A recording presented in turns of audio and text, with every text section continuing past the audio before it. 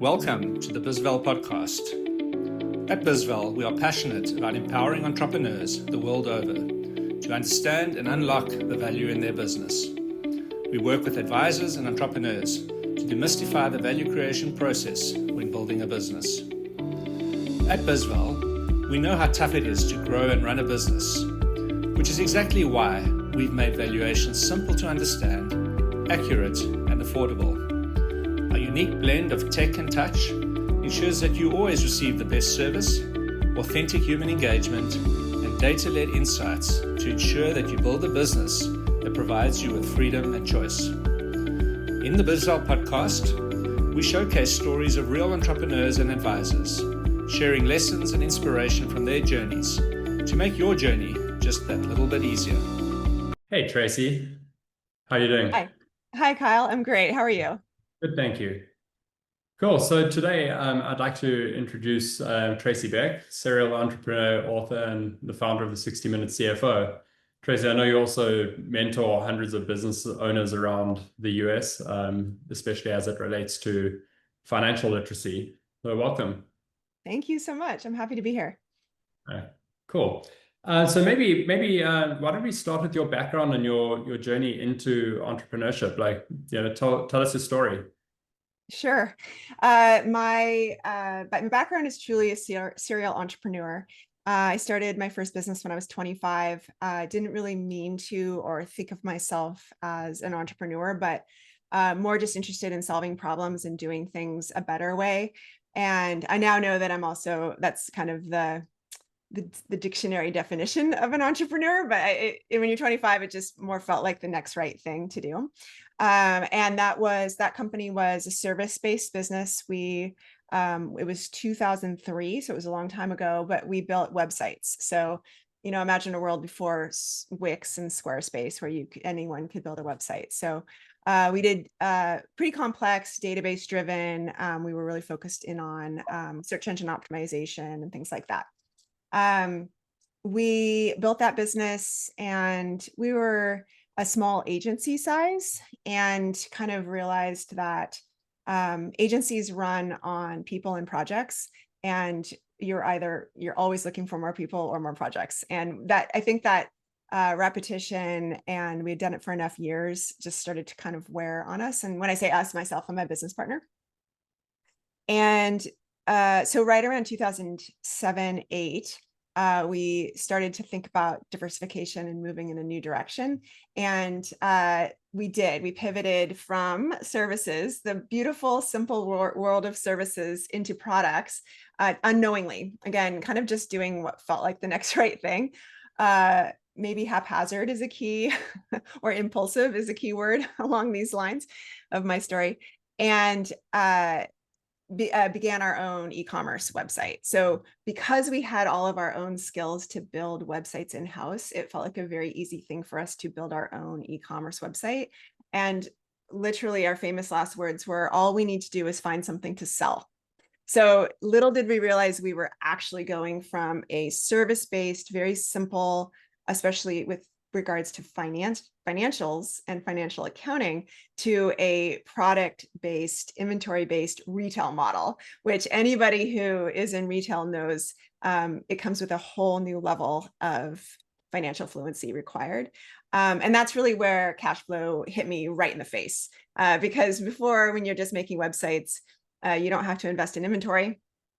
And on a e-commerce inventory platform, you come to the table having to purchase inventory, and then you have to manage your profits in a way that allows you to reinvest in all the inventory that you just sold, and then also have enough cash to pay yourself, which was a rude awakening, honestly. The lucky piece of this puzzle is that we were able to grow the business really fast, and we saw a real reason to exist. The unlucky piece of the puzzle is we grew it so fast, we almost grew broke. So again, cash flow became a really important tool for me to learn. We also learned all about valuation and exit because we were getting in way too deep trying to run two separate businesses. So we exited the web development agency, just kind of its own story and set of learnings there, to focus in on this big, shiny new multi-million-dollar e-commerce project. Once we realized that we were growing broke, we had some decision making to do. And I honestly thought finance is for thinkers. Finance is for accountants, finance is for bookkeepers, finance is for not people who are creative and business deal makers like myself. Someone else should be in charge of all of that. Until I realized this was my problem to solve, and that no one was going to care about it as much as me and my business partner, right? Like, we were the ones sitting here growing this business to the moon with no money in the bank because we had tons of profits, but no cash. Anyway, we sat ourselves down, had a real heart to heart with ourselves about the real need to understand what was going on here. And the good news is we figured it out, and we ended up again, unknowingly, just kind of being problem solvers. Again, I think kind of like a dictionary definition entrepreneurs. We just were like, what do we need to know? And we ended up writing our own cash flow software. And we started to understand the relationship between how fast we grew the company, how much we reinvested in inventory, and what that looked like for our actual cash position. How profitable we needed to be was something we really understood innately, because that's something that you do on an agency side in services. So like a lot of business owners, we understood the income statement. It was really understanding what inventory looks like on your balance sheet and how quickly you can grow, and what your liabilities might look like if you choose to pay in cash or if you choose to extend that out on terms. And all of these things started to come into focus for us. And when I say light bulbs went off, it really was life-changing, because it allowed us to finally have confidence and feel a lot of freedom within our business. We understood what it meant when we placed a purchase order to bring in more inventory, and how long that inventory sat on the shelf, and how long it took for us to get paid when it sold. All of these things became very, very clear, and we had this beautiful dashboard that we built ourselves to manage it. All of this was really fun until it just wasn't. And we had arbitrage, being these web developers who understood how Google and email marketing worked and all the things worked. We had this nice head start. So we had this kind of like blue ocean to play in until we didn't. And what happened is Amazon, Bloomingdale's, and Nordstrom came breathing down our necks. We sold designer jewelry. So all of a sudden, a whole bunch of new competitors came online, and not small ones with way deeper pockets and bigger, fancier balance sheets than us. And it just was, again, it was kind of a reckoning. It was a personal reckoning as much of anything, to decide, I'm a risk taker. I understand what it means to be in business, but do I really want to be in business with these guys who wouldn't think twice about putting me out of business by a few strategic plays. So that then, through a series of decisions, brought us to a second exit. So we then exited from the e-commerce business kind of right in the nick of time, before, it really looked like we were just kind of a commodity, another company selling jewelry. Then in comes my dad, who has a background in finance, right? Funny kind of irony there, in that I was struggling on some of the most basic financial principles, but because he had a way more traditional understanding of retail, he never equated what we were doing online to just a true good old-fashioned standard retail model. And I would ask him these questions, and he would just go, I can't help you. He just didn't. He did not have the confidence in his understanding of what I was doing, just technology speaking.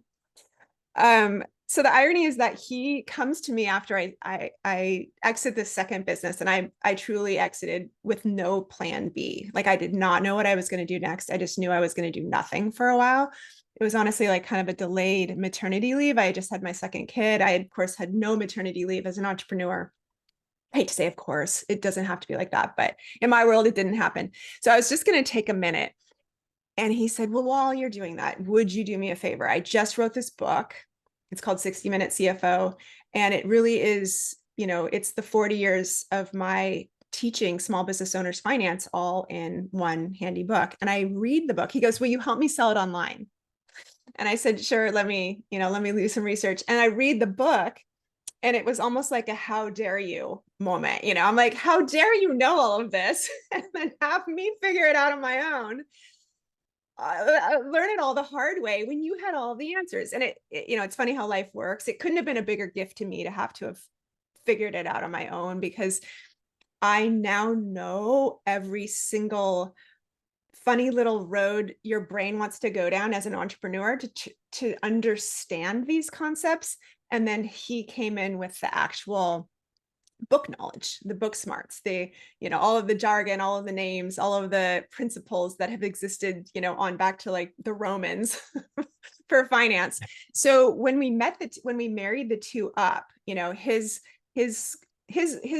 school learnings, his academic knowledge of finance, plus all of his 40 years of working with entrepreneurs, plus my just like case study of being, you know, a real I had my heels pretty dug in, and then I had to, you know, overcome this.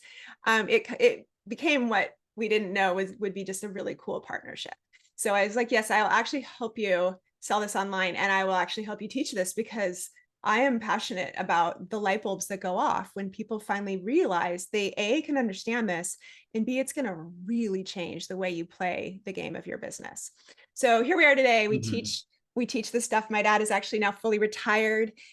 So I am carrying the torch forward with 60 Minute CFO, and really dedicated towards helping business owners have those same aha moments that I had, that bring you a lot of peace.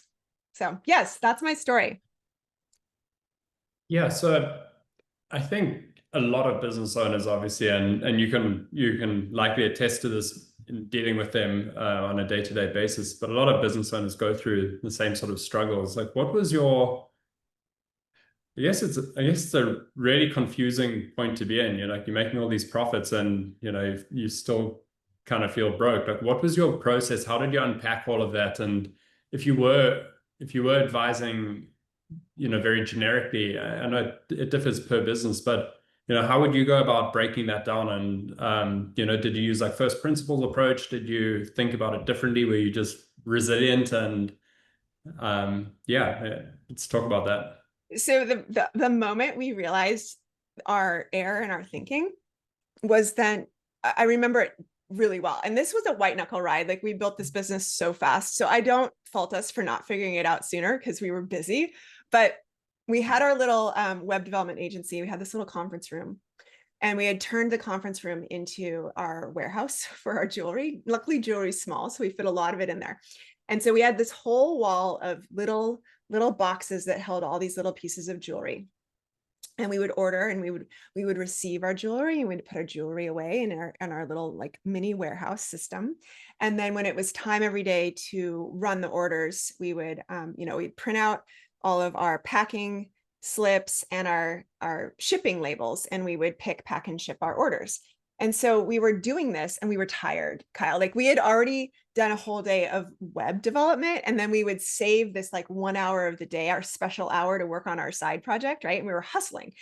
And I remember my business partner looked at me, and she's like, God, how much money's in the bank? Like, we gotta have enough money to finally like pay ourselves from this side hustle, and maybe like not do all this web development. We were looking for that inflection point. And I said, I know, it's really weird. There's just like no money. I don't know where it is. And she goes, well, where's all the money? And I was like, oh, shoot, you're actually the smarter one here. She was the computer programmer. And so I always was like, I'm the one with all the creative ideas. Like, you're the one who's supposed to know where the money is. Like, and I just kind of, you know, like do some of these business mechanics around the money, but like, don't you shoot. Okay. So we both don't know where the money is. And we're literally like talking about this as we are pick, packing, and shipping these orders. And I was like looking at the stuff in my hands. And then I looked at the wall of jewelry, and I was like, oh my God, there's the money. Money is in the inventory, right? Like, and I didn't know that, because you do in accounting, you track inventory as an asset on the balance sheet. And remember, I've been running a web development company. The only assets on our balance sheets were like a couple of computers, monitors, desks, yeah, right? So, and they're like ancient, like you know, you booked them like 2 years ago, and you haven't thought about your assets since. And I was like, oh my God. And every time we sell a bracelet, we buy 2 more bracelets. So we took all of our profits from the bracelet and we used it. Luckily, we had a really nice margin, and we went and bought everything we could buy because we were growing so fast. We didn't want to leave money on the table. So we weren't doing a 1-to-1. We were doing a 1-to-2. And that because we were growing so fast, right? In order to grow, you got to have all the inventory to sell. You can't sell something you didn't buy. And I was like, we have been putting our profits right back into the jewelry. And she goes, well, when are we ever going to make any money? And I was like, well, I don't know, but apparently people do this, right? Like Nordstrom's exists for a reason. And I was like, I don't know. We have to figure this out. Like we've got to, at some point, we got to be able to get ahead of this, right? Like, and she's like, oh, and so we were doing this while we were touching our jewelry, right? And we were like shipping the stuff out. And then I was like realizing, you know, you can, when you're doing it all yourself, you get these really cool, tangible moments where you're like, you keep track of the funniest little things. And I remember one of the people who was ahead of us in the e-commerce game, he said, are you still keeping track of the dailies? And I was like, what does that mean? And he goes, the number of orders you're getting a day. And I was like, oh yeah, we're definitely keeping track of the dailies. And he's like, well, it's really exciting when you start going to the monthlies, right? Like you're zooming out. And so the dailies were going from like 5 orders a day to 6 orders to 7 to 10. And we're in like the double-digit orders per day. And I remember thinking like, to get from 5 orders a day to 15 orders a day, we had to spend a lot of money on inventory to have that inventory to sell. So it started to kind of like the light bulbs started to go off. And as soon as we realized the money was in the inventory, we started to be able to backtrack into, yes, just financial principles. Okay, so where does inventory live? Oh, it's on the balance sheet.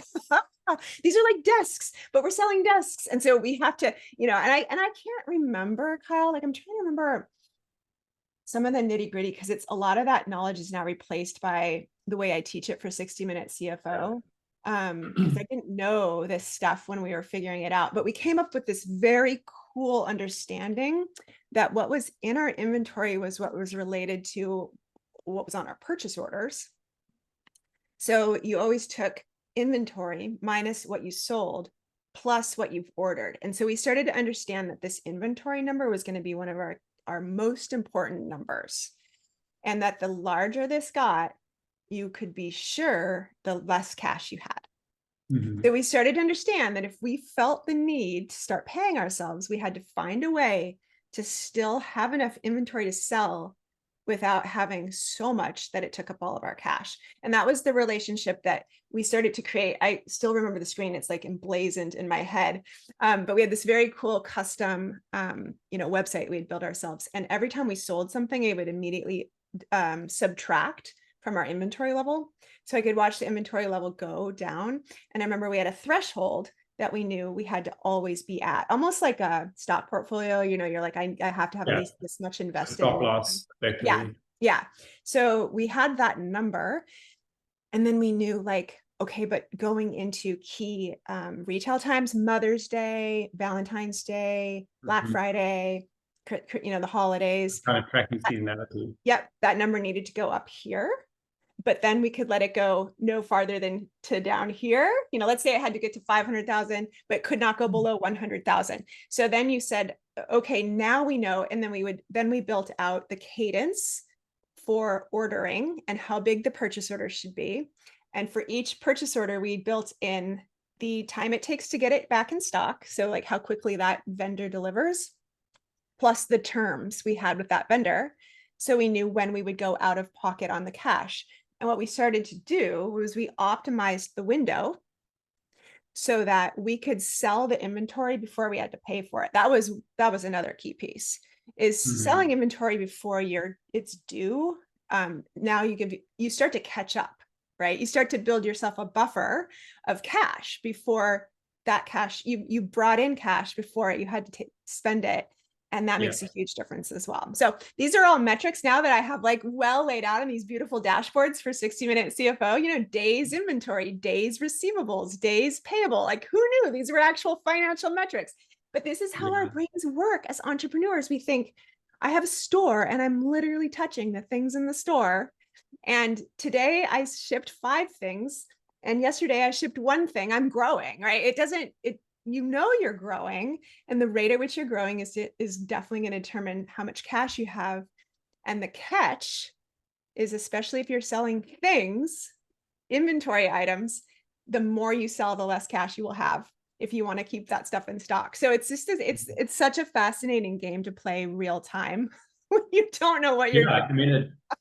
I mean, there's like, it's almost like running through a maze filled with like gotcha traps. And I think the sooner you can realize that sometimes I think as an entrepreneur, it's very important to move quickly, but sometimes you have to pause and kind of like climb the hill and look down and go like, okay, if I climb this hill, it's going to take me an extra hour, but maybe I can see where the traps kind of lie and I can try to avoid them. I had a similar experience with a small business that I worked for. I helped out in California, and it was that same sort of thing. The business was doing well, but they had no idea where the money went. And it really comes down to like, what's in the balance sheet, what does the cash flow look like, and I think just understanding the unit economics as well, and really getting into those micro factors makes a big difference. Yeah. And then, of course, touching on what you brought up is the seasonality aspect of it. You've got to know when you're going to be spending. Like if you've got a big tax bill coming out, make sure you can cover that tax bill and don't go into the red, because it's going to crush any future growth, especially if you need inventory moving forward off that. Yeah, if you bring debt into the picture. So I'll share this fun anecdote. Is we ran the whole company and we were doing 7 million in revenue. You trade roughly in 3.5 million in inventory, all of which we purchased with credit cards that we never ever paid a late fee or interest on, because we would turn them like twice per cycle. So we would pay them off, like mid-cycle, so we could put more on them. And we had 14 credit cards. That's stressful. But Kyle, I will tell you, we had a lot of rewards points. Like I flew for free for years on that. Wow. However, if you go the traditional route with a line of credit, which I would always threaten to do, I was like, this is the last year we're doing this on credit cards. This is maniacal. But if you start going the line of credit route, interest payments become a real player in the game, right? And especially because if interest starts showing up as a real expense in your business to the tune of 1 or 2% of revenue, which it easily can, that's right off of your bottom line, right? Mm-hmm. Like that is profit margin, like whatever you thought you had, subtract 1 or 2%. Yeah. So and then if you add inflation on top of that, I mean, you've really got to be growing quickly. Exactly. Yeah. And you have to find a way in which you either get out of that cycle or you account for that interest that you're spending, right? Like that has to be found in either other savings, or you have to accommodate on the pricing side. So it's just, like you said, those micro things that you do, getting your hands around the big picture, understanding at a foundational level why the balance sheet matters is really truly step one, right? It allows you to unlock a whole new level of the game that you are playing. And then once you've got that, you then can go drilling down. And then it gets really fun because now you really understand the key parts and pieces that you're dealing with. And the drivers, yeah, you're optimizing and you're fine tuning, and it all starts to really add up, right? It really does give you more profits, more security, less debt.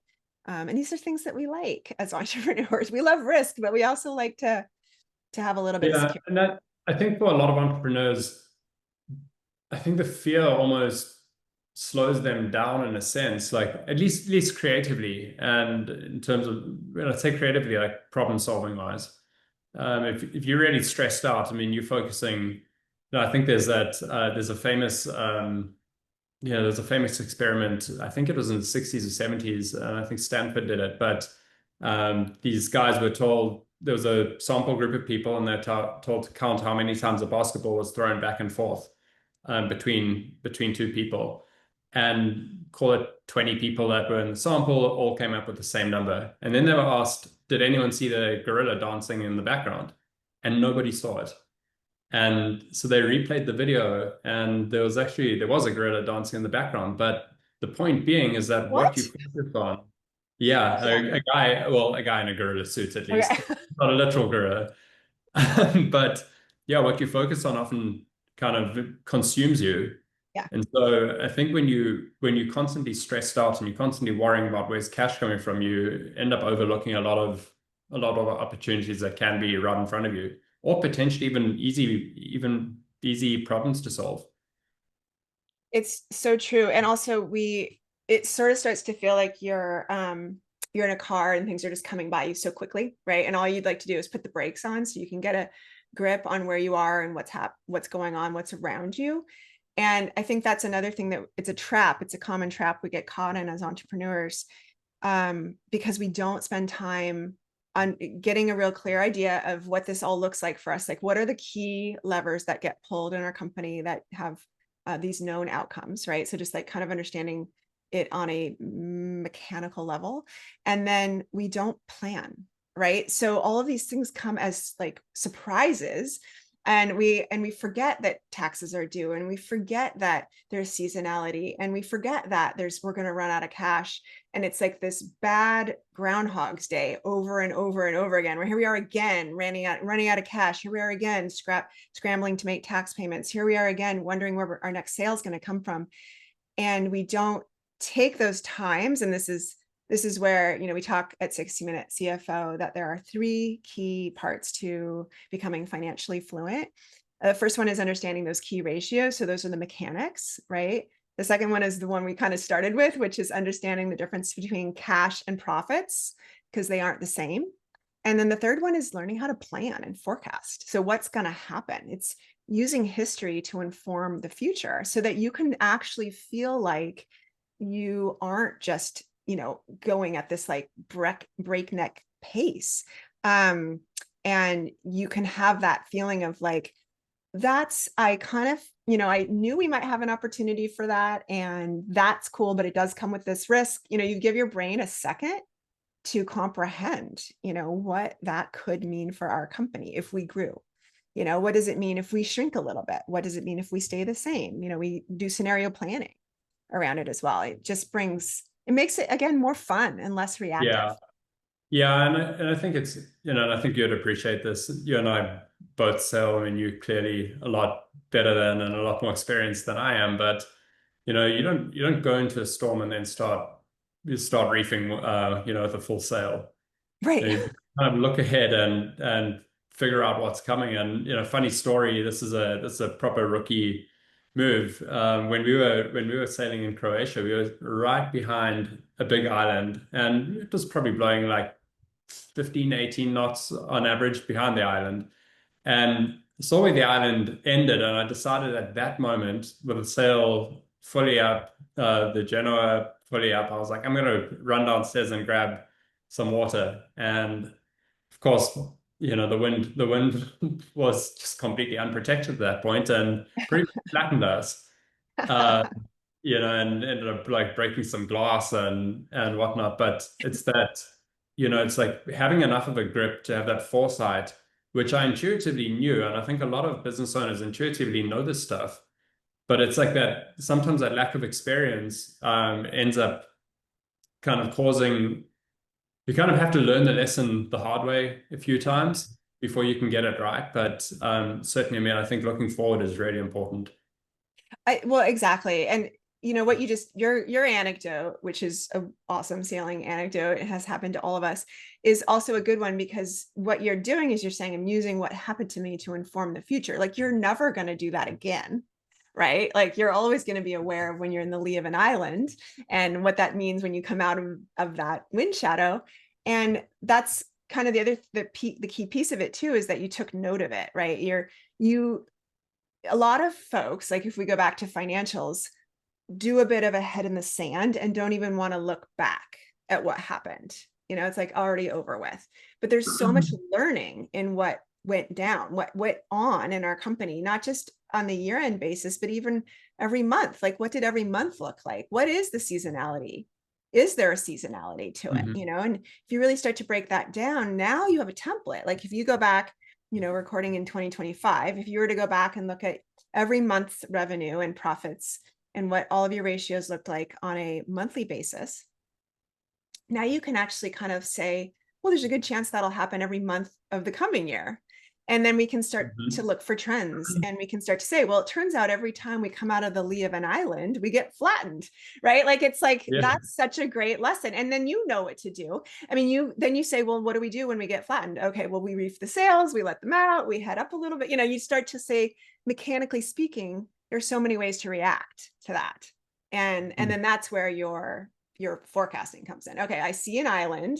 I see we're in the lee. Now I see, it's the difference between heading out on a road trip with no plan versus heading out on a road trip with like the destination plugged into the GPS, right? It's like, okay, this is, now we know what we're doing. We can at least, we have a chance of getting where we want. Yeah, I mean, if you don't, it sounds so cliche to say it, but if you don't have a plan, then, you could be going around in circles and you wouldn't know. Exactly. Yeah. You're getting busy achieving nothing at that point. Yes, exactly. And it's those pauses where we never feel like we have time. I will also really acknowledge that for anyone who's listening and is like, oh, isn't that a luxury to plan, right? Like, who has time to plan? And when I ask the people that I teach, who here plans, very few of them do. And so you're not alone here, but the beauty of it is how much time it saves you ultimately, right? So taking that time to really think about things ahead of time is ultimately a huge time saver. It creates way more joy in what you're doing. And to your point, like, might actually get you where you finally want to go. Yeah. Well, I mean, it's ultimately also a bit of a dance between balancing short-term gains and long-term sustainability. It's like you may sacrifice some gains in the short term, but long term, like, you kind of want to build a sustainable model, and you don't want to just be, front loading everything. I mean, it's going to burn you out at some point. And it happens. Yeah. I think it happens to anybody that's especially very type A and driven. You end up putting yourself in a hole. Right. And I do think that there's a lot of to that point about the type A driven entrepreneur. I think it, and to kind of hitting a nerve here, because you can burn yourself out, right? So and I did that. I've done that. And you think you're chasing something that you really, really want, but until you put the actual plan in place to get that, you can't be sure that you want it. Because had you told me, I said when we started our e-commerce business, we thought all we needed to do was find something to sell. And then I kind of thought my life would be the same. We would just be switching kind of the way we made money. I didn't understand that I was going into a place where I had an enormous amount of money sitting on a balance sheet, right? And I had people like Jeff Bezos, in the ring with me. I mean, not him personally, but, I was going head to head with Amazon. I didn't know that my whole year's profits, we made half of our money from January to November in revenue. And then the rest of the revenue was made in 15 days between Black Friday and the last day to ship for Christmas. I did not know that stress would nearly crush me, so I think it's really important to zoom out and align what you think you want. Sure, Kyle, would you like a $7 million e-commerce business? That sounds great. Well, let me tell you what that comes with, right? And it's oftentimes not what you really wanted. And I think it was clearly my lack of financial understanding that allowed me to chase that goal. And then once I got very clear on it, it allowed me to succeed at that goal. And then also realize that I was chasing a goal that really wasn't aligned with what I wanted as a human, right? In my life. Yeah. I mean, I think that's a lesson that's, probably good to learn early. I mean, I learned a similar lesson myself coming out of my life in New York. I mean, it's almost like you climb the mountain, you get to the top expecting this wonderful view, and you look around, it's cloudy and you don't see that much, and you've got no one around you, and you're like, sheesh, well, like, now what? Well, and to quote our mutual friend Ryan Tansom, whose podcast with Graham didn't get recorded. We'll just like further push Ryan's buttons here. And thank you, Ryan, for that, because I put it sticky to make sure. Ryan, we're recording this one. Yeah. He would say, and I'm sure he did say in that interview, that we have to be careful to not be winning at a game we don't want to play. and we have to architect, as the entrepreneurs in our companies, as the leaders of our companies, it is our jobs to create the game that we want to play and then win at that game. And for years, I was winning at games I didn't want to play. I was really good at playing and winning at games that I did not like. So, yeah, but you and end I up just throwing know, on a hamster wheel at that point. yeah, it's Yeah, so, it's I common. think it's yeah, almost. I can only speak for myself, but it's almost like you're kind of appeasing others, and you think it feels good because you know you're doing what you're supposed to be doing, but Yeah. you don't really like take the. And certainly for me, I mean, I was in my 20s, and in your 20s, I think you get a whole pass on being a bit stupid with things sometimes, but yeah, you don't actually realize that sometimes you do have to kind of figure out like what makes you tick and what makes you happy. Because yeah, I mean, I don't know. I mean, the whole your whole career, I mean, it's a very central part of your life going forward, and you better enjoy what you're doing because it's going to take up a big portion of who you are and what you're about. Yeah. I remember Steve Jobs passed away somewhere right in the throes of the height of our business on the e-commerce side. And he's famous for saying, do what you find something you're great at and that you love, and you'll never work a day. Like his, I think the commencement speech he gave was really quoting that, right? It was really important to do something that you love. And I remember just having this like moment because that internet, the quote was going around the internet after he passed away. And I was like, I don't think I love this. Like, it was very upsetting to me to realize that. And it's way harder to find something like that. And of course, there's a lot of things I love that I will never make money at. So it's kind of a hard, hard way to necessarily live your life to every extent. But I think to not hate, let's put it that way, or not feel like your soul getting sucked out of you, and to not dread what you are doing, and to be able to find joy in what you do, I think is really part and parcel with actually being successful at it. And I also feel like those vanity metrics that we chase, like I remember my CPA when he sat us down the first year we hit 7 million in revenue. And he goes, "Oh my God, you guys are just crushing it." And I had never felt more burnt, just at my low. And I remember it was the end of the year. We were doing tax planning. And I was like, "We are?" That was my response. I was like, "Show me where we're crushing it. Like what level, like what are you measuring that you would then say that to me?" Like I didn't feel it. It was very hard to receive that message because I was like, well, I don't feel like I'm crushing it. Like, I feel like I'm on the razor's edge here of like survival. That goes back to kind of something we were just talking about a moment ago, and it's those data points and the importance of that experience. And I'm a big advocate. Like sometimes a bad decision, and obviously, kind of quoting somebody, I don't know who it was, but someone once said like a bad decision is better than no decision. And the reason being is like you have a data point to know not to go there again. Yeah. And it's just compounding knowledge, and it's really about what you do with that knowledge once you get it and how it informs your kind of future direction. So when you're working with business owners, like how do you kind of figure out whether, like, do you speak to them much about this kind of stuff, and do you try to guide them to not make those same mistakes? Well, it's interesting. I don't necessarily formally have a piece of that. We talk a lot about leadership. We talk a lot about not being a type A, always on CEO. That work-life balance is an important piece. If there is such a thing, I hate it. There's, the verdict is out, the jury's out, but that it doesn't actually get you farther.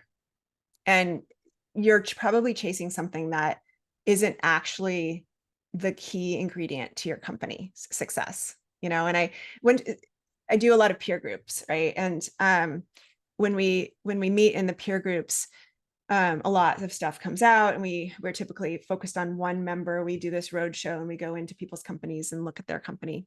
And this one guy, I remember saying, "Well, what are your goals? We need to know your goals so we can help advise you." And he goes, "Well, my goal is to get to 15 million in revenue." And I said, "Oh, okay. Well, why?" And he goes, well, I don't really know, and I was like, but why? Like, why would you want that? And he just didn't know. And so when it comes time for our critique, like we always reflect back to the owner at the end of our visit, what we think is great and what we think needs improvement. I said, I think you really need to dive into why you think 15 million is your sweet spot. Like, what does that mean to you? What does it look like for you? And he's like, yeah, it's a really great point. I have no idea. So I do check people at the door when I see that kind of thing. I'm like, why are we growing to 15 million? I get that you want to grow, but what, at what cost, A, and B, why? Like what gains do you get from that? So a little bit. Yeah. A little bit. I think it's very important to understand your motives behind things. And that's also that comes, and I think can only really come from slowing down. Yeah.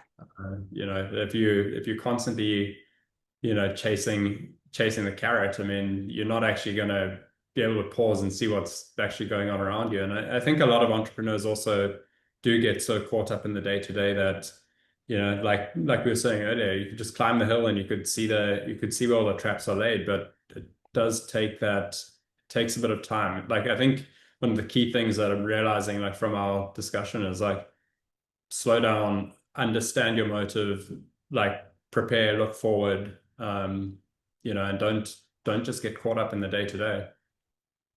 Yeah, it's exactly right. Like back to your sailing metaphor, it's like keep your eye on the horizon a little bit, right? And like look around the island and take it all in, and you don't have to chase certain metrics just for the sake of chasing them. I mean, we love a scoreboard, and it always feels like winning when you have more points, but that's an illusion. I think in business, you have a lot of things on the scoreboard that you can't see, or you need to create a way to see them and then take those in.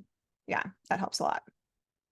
And do you think, just staying on the sailing side of things, do you think that I believe you sailed competitively in college as well. Like, how's that kind of framed your mindset with business coaching and also just your approach to business? It's funny. I should have like a way more like literary approach to the business and then the sea and the ever-changing weather and things. But I think it's really more about being gritty and figuring things out, because in college I sailed competitively, and I sailed at the University of Washington, and we were really good in our region, but our school did not have funding for this, so we had to fundraise for anything that we wanted. We were a club sport, but when we would go to sail regionally or like on the West Coast, we would go up against schools that were really well funded. And I remember we were sailing against Stanford, and I remember looking at their boats, and ours literally had duct tape hanging off of them. Our sails are like torn and tattered. And, we show up and we're like driving like my family's station wagon with a trailer behind it. And it just looks like, and then they show up with a van with their school logo and beautiful boats. But we go out on the water to sail, and it's the same field, right? And yes, they have, a nicer boat does help, but you're still given the opportunity to make good decisions, to read the wind, to work hard, right? And I remember making a boat repair in the parking lot and just thinking, God, it would be nice, but then thinking about how much I'm learning by not having a perfect fleet of boats handed to me, and what that meant. And in a lot of ways, I think that informed my grassroots bootstrapping nature. I've always done things from the ground up, turned $1 into 10, into 100, into 1,000, into 1,000,000, and it's like, yeah, you don't actually need to be handed all of the perfect things. Like, you can really find your way. And if it doesn't seem like there is a way, make a way, and sailing's a great way to do that. I mean, and then, oh man, once we kind of stopped doing as much competitive sailing and you go out for longer, cruises, I joke, I'm like, it's like I'm getting ready for end of days. You're like packing canned food and water, and you're trying to figure out how you're going to survive on this boat. And especially when I started bringing my family with me, I'm like, oh my God, I've got children on this boat. Like, we really got to survive. And that's like, again, it's like a planning and it's a thinking of like how to do things like, well, if we ran out of water, we would go here. And if we, it's scenario planning, it's like, what are the various ways in which we would find a way to get where we need to go and eat and drink and live aboard this vessel.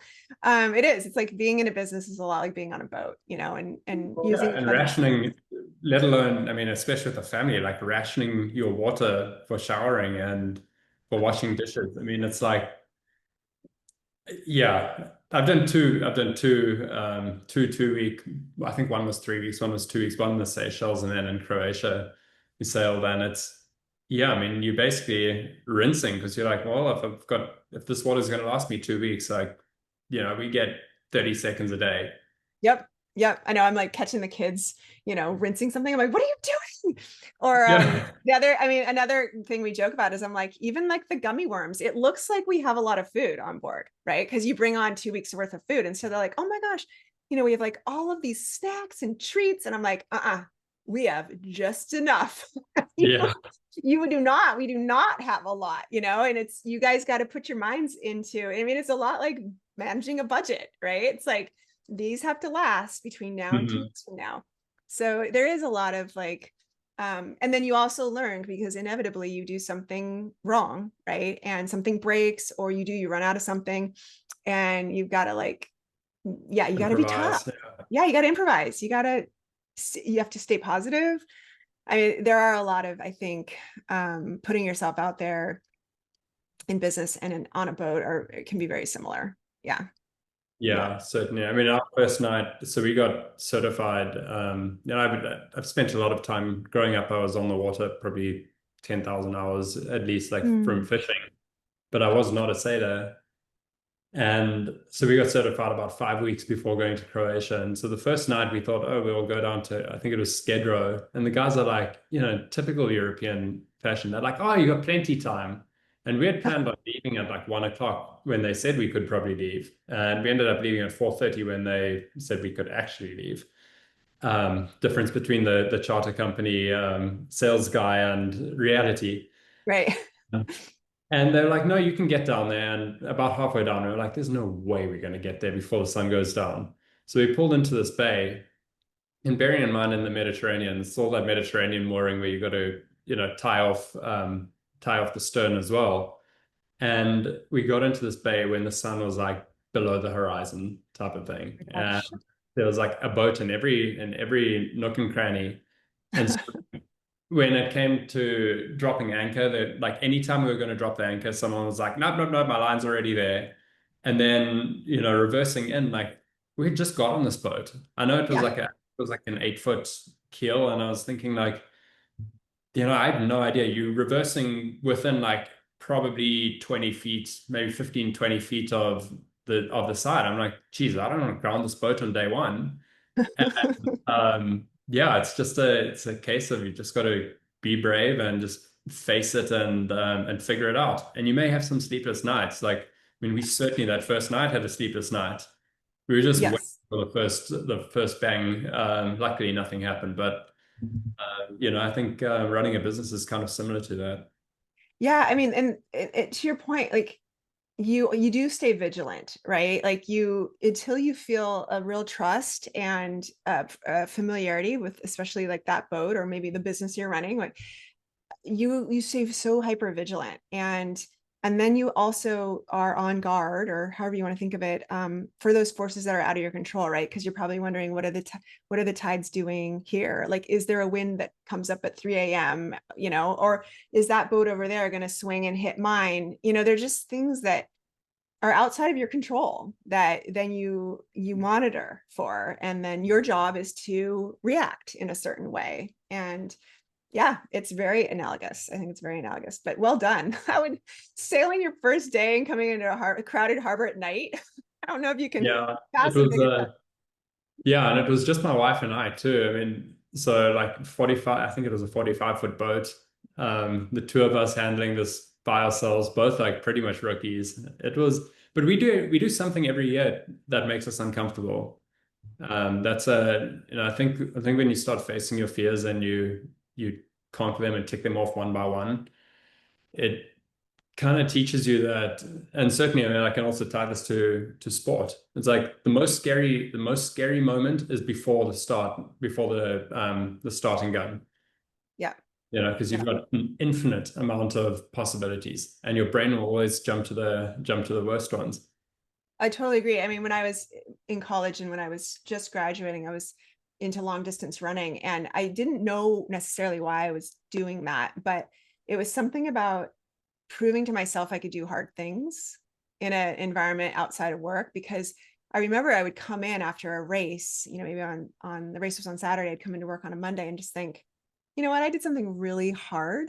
And it's confidence building as well. You're like, Yeah. oh yeah, I actually have a lot of stamina. I have a lot of ways to like get myself through something. And I do think you're doing yourself a favor when you build in your life, like those uncomfortable moments and the things that push you have to survive, and then it does make business seem a little easier comparatively. Yeah. No, certainly. I mean, I think it was Joe Rogan said this. It was quite a simple statement on the face of it, but he said the hardest thing that's happened to you, or sorry, the worst thing that's happened to you is the worst thing that's happened to you. So if you're born with a silver spoon in your mouth and you kick your toe, and that's like the literal worst thing, you're going to complain about it. But if you're used to doing hard things and you're used to being uncomfortable, it's like this is just baseline normal for you. Yeah, that's a great way to put it. It is a great way to put it. And you build your endurance, you build your resilience with each of Hmm. those things. Someone just yesterday said, the lows are the learnings. I'm like very good at getting myself into predicaments. I'm very good at it. I'm very good at learning things the hard way. And I honestly prefer it. I mean, it's hard when you're in it, and I wouldn't say I'm necessarily like overly risky or reckless, but I just invite it. I'm like that. They say no growth comes from your comfort zone, like to your wife and yours core values. It's like, I'm definitely going to learn something from this. Yeah. Yeah, it might kill me, but along the way, I'll figure something out. Oh. Totally. So why don't we do this at like as we wind up, be curious your top three financial ratios. Ooh, well, I guess it would definitely Why? depend on your industry. But I will give the one that no one wants me to say because it's the one that's the hardest to understand. But let me just say it anyway. I think number one is your operating cash flow. And the reason that's hard to understand is because it doesn't get spit out to you on a regular basis out of QuickBooks. You have to hunt for it. But I would encourage everyone to do it.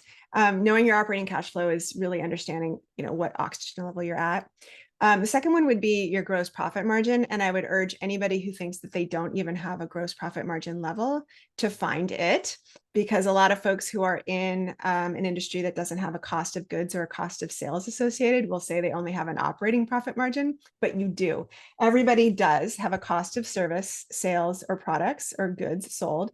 And we have to understand what the gross profit margin is. So in other words, how much money we make after we provide the service. Number three, I love, it's kind of probably a toss up between the third one. There's like a three-way tie, but I'll pick one. It'll be, I guess it would be your current ratio. So your current ratio is your liquidity, and that's the ease at which you can pay your bills. So when your liquidity is really low, it means you may not have enough money to pay all of your bills on a short-term basis. But when your liquidity is ample, and usually it's three. So if you have 3 times the amount of current assets for every current liability that you have, you're feeling good and your company has a lot of options and you're not feeling stressed or strapped. It's a great way to quickly understand how you're sitting, and it helps people also figure out, I get this question a lot, like how much money should I keep in the bank?